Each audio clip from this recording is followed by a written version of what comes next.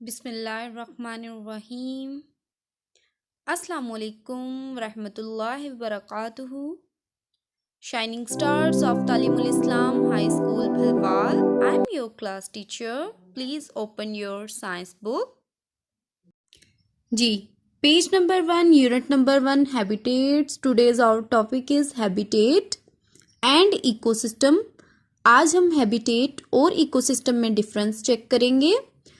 जी, सबसे पहले बात करते हैं हैबिटेट की। हैबिटेट कहते किसे हैं? हैबिटेट क्या होता है? किसी भी जानदार के रहने की जगह को, उसके मस्कन को हैबिटेट कहते हैं। कोई भी जानदार है बेटा, जानदारों में ह्यूमंस, एनिमल्स, प्लांट्स कुछ भी आ सकता है। कोई भी जानदार जिस जगह पर रहता है, परवान चढ़ता है, जिंदगी गुजारता है, वो उसका हैबिटेट है। जानदारों में बात करते हैं। जानवरों की अगर बात करें तो वो जिस जगह पर रहते हैं, जिस जंगल में रहते हैं, कोई भी जानवर है, हाथी जिस जगह पर रहता है वो उसका हैबिटेट है। मछलियाँ पानी में रहती हैं तो उनका हैबिटेट डिफरेंट है।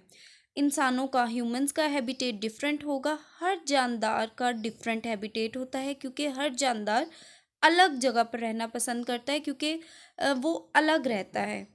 लाइन की बात करेंगे शेर की, तो वो जिस जगह पर रहता है, जिस जंगल में रहता है, वो उसका हैबिटेट है। चिड़िया जिस घोंसले में रहती है वो उसका हैबिटेट है। Students, I hope concept of habitat बहुत अच्छी तरह से आपको क्लियर हो चुका है। अब बात करते हैं इकोसिस्टम की। What is ecosystem? बच्चों, जानदार और बेजान अशिया में या चीज़ों में बहुत गहरा ताल्लुक पाया जाता है। यूं कह सकते हैं कि जानदार बेजान चीज़ों के बगैर नहीं रह सकते, इन्हें एक दूसरे की अशद ज़रूरत होती है। इकोसिस्टम कहते हैं जब कोई जानदार और बेजान, जब जानदार और बेजान चीज़ों में एक ही वक्त में ऐसा गहरा ताल्लुक पाया जाता है, ये एक दूसरे की ज़रूरत पूरी करते हैं। तो बेटा, जानदार और बेजान एक वक्त में जो निज़ाम तश्कील देते हैं, एक दूसरे की ज़रूरत पूरी करते वक्त जो माहौलियाती निज़ाम बनाते हैं, इसे इकोसिस्टम कहते हैं। अब जानदार और बेजान एक दूसरे के लिए क्यों ज़रूरी हैं और ये एक दूसरे की ज़रूरत को कैसे पूरी करते हैं, ये चेक करते हैं।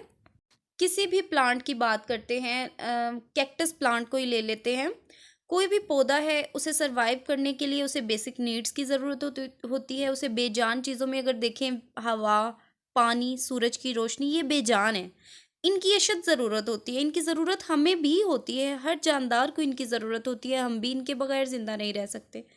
तो बेटा, ये जो जानदार और बेजान का ये जो ताल्लुक है, इस ताल्लुक को इकोसिस्टम कहते हैं, क्योंकि जानदार जो हैं, इन चीज़ों के बगैर, इन बेसिक नीड्स के बगैर हम लोग सरवाइव नहीं कर सकते, चाहे वो कोई जानवर हो, ह्यूमन हो, या फिर कोई पौधा हो। तो बेटा, ये जो ताल्लुक है, इस ताल्लुक को इकोसिस्टम कहते हैं कि हमें एक दूसरे की ज़रूरत है।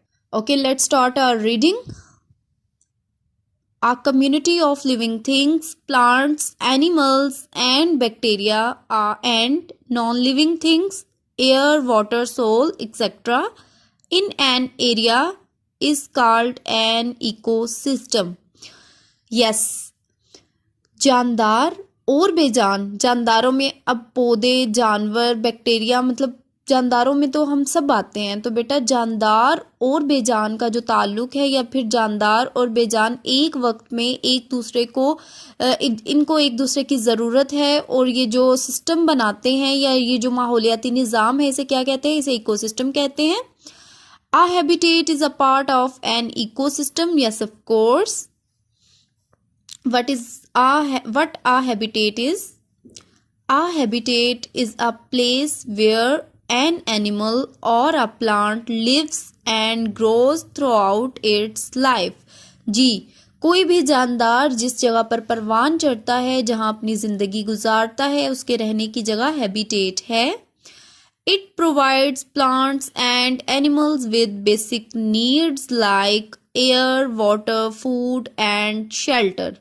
जी, वहाँ उन चीज़ों को, उन जानदारों को अपने हैबिटेट्स में बेसिक नीड्स भी प्रोवाइड की जाती हैं, like air, water, food and shelter. There are some environmental factors which support life in a habitat। In environmental factors को हम नेक्स्ट लेक्चर में जो है वो डिस्कस करेंगे। आज जस्ट आप हैबिटेट और इकोसिस्टम का डिफरेंस चेक करेंगे। ओके किड्स, अल्लाह हाफिज, स्टे होम, स्टे सेफ।